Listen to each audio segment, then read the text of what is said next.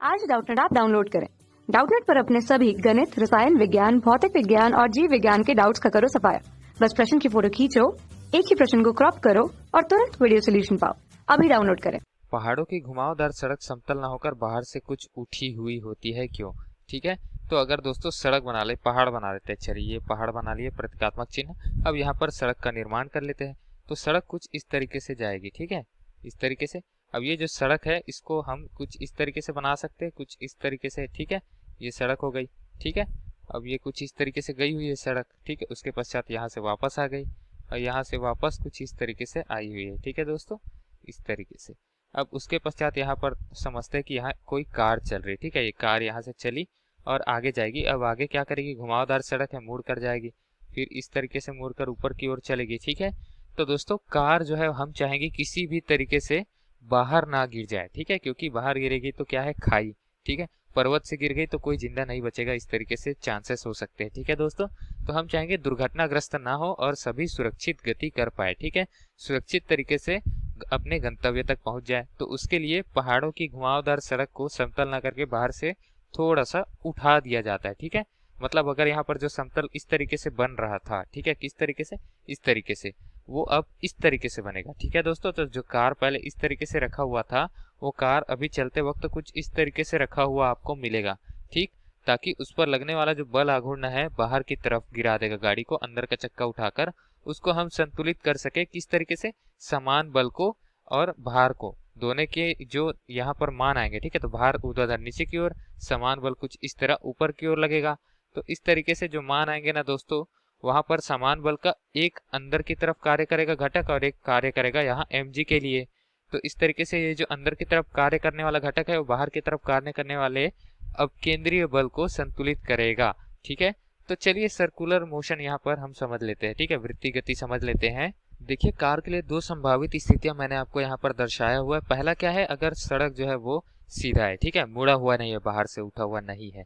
और दूसरा यहाँ पर नीचे बना लेते हैं, दूसरा क्या है, बाहर से उठा हुआ है कुछ इस तरीके से, ठीक है। तो यहाँ पर सतह कुछ इस तरीके से, यहाँ पर सतह कुछ इस तरीके से, इसकी स्थिति यहाँ पर निर्मित है और इसकी स्थिति यहाँ पर निर्मित है, ठीक है दोस्तों। अब यहाँ पर बल किस किस तरीके से लगते हैं कार पर, वो देख लेते हैं। तो घुमावदार सड़क है, घुमावदार में वृत्त मतलब कोई ना कोई केंद्र होगा, ठीक है। तो केंद्र से बाहर की ओर, केंद्र के प्रति बाहर की ओर एक बल लगता है, ठीक है, जिसका मान क्या होता है दोस्तों, mv/2/r, जिसको हम बोलते हैं अब केंद्रीय बल, ठीक है। और इस बल को संतुलित करना आवश्यक है, मतलब जितना बल बाहर लग रहा है वेग के हिसाब से, उतना ही बल अंदर लगाना अनिवार्य हो जाता है, ताकि संतुलन की अवस्था पर वृत्तीय गति हो पाए। अगर अंदर की ओर उतना बल नहीं लगा तो दोस्तों यहाँ पर वृत्तीय गति नहीं हो पाएगी, संतुलन करना आवश्यक है। तो संतुलन करते हैं, चलिए, और कौन कौन से बल लग रहे हैं वो भी देख लेते हैं। तो कार का जो द्रव्यमान की वजह से भार लग रहा है तो हमेशा ऊर्ध्वाधर नीचे की ओर लगेगा, ठीक है, चाहे सड़क बंकित हो, मतलब सड़क थोड़ा सा बाहर किनारे पर उठी हो या समतल हो, ठीक है। तो mg लिख देते हैं यहाँ पर, क्योंकि द्रव्यमान गुना गुरुत्वीय त्वरण होता है। अब बात कर लेते हैं समान बल की। तो दोस्तों समान बल सतह लगाता है कार पर, ठीक है। अब यहाँ पर सतह क्या है, सतह है क्षैतिज। तो क्षैतिज सतह पर लंबवत मतलब ऊर्ध्वाधर यहाँ पर लगेगा रिएक्शन फोर्स या समान बल, ठीक है, नॉर्मल फोर्स, जिसको n से प्रदर्शित करते, ये भी mg के बराबर हो जाएगा। क्यों दोस्तों, यहाँ पर mg के बराबर क्यों हो गया, क्योंकि यहाँ पर ऊर्ध्वाधर में देखते दो ही बल कार्य कर रहे हैं, mg और mg, मतलब भार और समान बल, तो दोनों समान होंगे एक दूसरे के, तभी कार संतुलन अवस्था पे होगा, अन्यथा किसी एक दिशा पर या नीचे या ऊपर गति कर जाएगा, ठीक है। तो समान बल जो लगेगा वो समान रहेगा भार के, ठीक है, लेकिन इस दिशा पर समान बल कहाँ पर लगता है दोस्तों, हमेशा सतह के लंबवत लगता है। तो यहाँ तो सतह के लंबवत, सतह क्षैतिज है तो ऊर्ध्वाधर लग गया, यहाँ सतह थोड़ा सा झुका हुआ है, तो इसका लंबवत भी किस तरीके से होगा दोस्तों, इस तरीके से। तो यहाँ लंबवत पर लगेगा समान बल। तो इस समान बल के दो घटक मैं बना सकता हूँ, कौन कौन से दो घटक, एक ये ऊर्ध्वाधर के साथ मान लो थीटा कोण बना रहा है, तो ऊर्ध्वाधर घटक क्या हो जाएगा, n cos थीटा, क्योंकि इसी के साथ तो थीटा बना रहा है तो इसी के साथ cos घटक आएगा। और एक आ जाएगा क्षैतिज के साथ n sin थीटा, ठीक है, क्योंकि इसके साथ थीटा कोण नहीं बना रहा है, ठीक है दोस्तों, तो sin थीटा आ जाएगा, ठीक। क्षैतिज घटक, क्षैतिज पे एक और बल कार्य करेगा, घर्षण बल, ठीक है।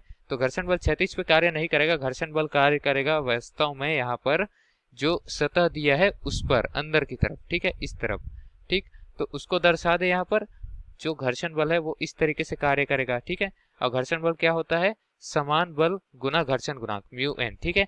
तो इस म्यू एन की भी दो घटक होंगे, ठीक है। जैसे कि ये थीटा कोण था, वैसे ये भी कोण थीटा हो जाएगा, क्योंकि ये 90 अंश है तो ये हो जाएगा 90 ऋण थीटा, और ये भी 90 अंश है तो 90 ऋण थीटा होगा, तो ये थीटा होगा ही होगा अवश्य, ठीक है। तो ये थीटा कोण है, तो यहाँ पर क्या आ जाएगा दोस्तों, म्यू एन, मतलब जिसके साथ थीटा बना रहा है उसके साथ कॉस घटक, तो म्यू एन कॉस थीटा धन एन साइन थीटा हो गया। यहाँ पर कुल बल नीचे की ओर एम जी धन म्यू एन साइन थीटा, ये ले लेंगे बल यहाँ पर। तो इस तरीके से हम यहाँ पर बल ले रहे, ठीक है। और ऊपर की ओर देखिए अगर, तो ऊपर की ओर घर्षण बल कुछ इस दिशा पर लगेगा, म्यू गुना एन। तो इसका कोई भी घटक नहीं रहेगा ऊर्ध्वाधर तथा क्षैतिज पे, क्योंकि ये स्वयं ही एक घटक लेकर रखा है क्षैतिज पे। ऊर्ध्वाधर तो इसका घटक शून्य होगा, क्योंकि 90 अंश बना रहा है, और 90 अंश में साइन 90 का मान क्या होता है दोस्तों, 1, और कॉस 90 का मान होता है 0। तो जिसके साथ कोण बना रहा है उसके साथ होगा कॉस, तो ऊपर के साथ कॉस 90 होगा 0, नीचे के साथ साइन 90 मतलब 1, ठीक है। तो म्यू एन का मान यहीं पर आएगा, ठीक। अब यहाँ पर दोस्तों हमने पूरे बल लग रहे हैं उसको दर्शा दिया। अब देखते कि दोनों में अंतर क्या है। अगर देखें समतल पे, तो दोस्तों समतल पे यहाँ अंदर की तरफ सिर्फ और सिर्फ घर्षण बल लग रहा है, जो यहाँ बाहर की तरफ लगने वाले बल को संतुलित कर रहा है। बाहर की तरफ बल तो यहाँ भी उतना ही लग रहा है जितना यहाँ लग रहा है। समतल और बाहर से उठी हुई दोनों पर समान बल, मतलब एक ही समान बल लग रहा है, ठीक है। मान बराबर है दोनों पर, बाहर की ओर लगने वाले। लेकिन अंदर की ओर जो लगने वाला बल है दोस्तों, उसको मैंने यहाँ पर जो समतल में था उससे अधिक मान लाया हुआ है, ठीक है। यहाँ पर क्योंकि यहाँ एन यानी कि समान बल भी कार्य कर रहा है, तो अगर घर्षण बल कार्य ना करे तो समान बल ही यहाँ पर अंदर की तरफ कार्य कर लेगा। एक घटक, समान बल का एक घटक तो ऊपर की तरफ कार्य करके इसको संतुलित करेगा ही करेगा, लेकिन एक घटक यहाँ पर कार्य करके भी क्या कर देगा, बाहर की तरफ लगने वाले जो बल है उसको संतुलित कर देगा, ठीक है दोस्तों। और एक चीज देख सकते हैं कि ये mg यहाँ पर नीचे की ओर, मतलब भार लग रहे हैं नीचे की ओर। अब यहाँ पर हम भार को बढ़ा दे रहे हैं, भार के मान बढ़ाने से क्या होगा, ट्रैक्शन बढ़ जाएगा, मतलब सड़क पर पकड़ बढ़ जाएगी, ठीक है। तो यहाँ पर भार का मान mg तो था ही, ये तो वास्तविक भार है, आभासी भार उससे बढ़ा प्राप्त होगा। क्यों, क्योंकि ये घर्षण बल का एक घटक यहाँ पर कार्य कर रहा है, ठीक है दोस्तों। नीचे की तरफ एक बल कार्य कर रहा है, अंदर की तरफ एक बल नीचे की तरफ। इस तरीके से हम भार भी बढ़ा ले रहे हैं और अंदर की तरफ लगने वाले बल को भी बढ़ा ले रहे हैं, मतलब गिरने के चांसेस, जो गिरने की यहाँ प्रक्रियाएं है उसको हमने बहुत ही कम कर दिया यहाँ पर, ठीक है। गिरने की प्रायिकता को हमने बहुत कम कर दिया है, तो सुरक्षित रहेगी गति, ठीक। यही उत्तर है दोस्तों, धन्यवाद। कक्षा 6 से 12वीं से लेकर नीट, IIT, JEE वो एडवांस के लेवल तक 1 करोड़ से ज्यादा छात्रों का भरोसा।